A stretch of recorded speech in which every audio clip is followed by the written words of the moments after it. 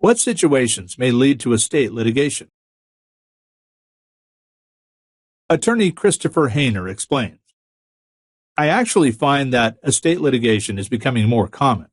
People are living longer, and there are more concerns regarding a deceased person's capacity at the time a particular document was signed.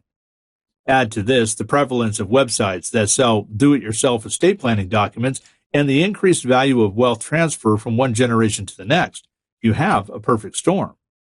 Among the areas of estate litigation, which include, but are not limited to, contesting a trust, contesting a power of attorney, and suing an executor or trustee who has stolen or mismanaged money, by far the most common area of estate litigation is the will contest.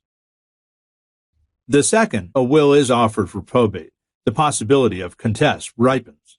This is because after offering a will for probate in New York, the court will summon all of the deceased person's heirs-at-law or distributees and allow them to examine the attorney who drafted the will, if any, and the witnesses to the will's execution.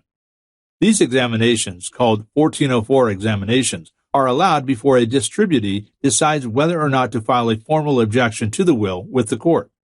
The usual grounds for contesting a will include an allegation that the deceased person was unduly influenced or didn't have the required capacity when he or she executed his or her will.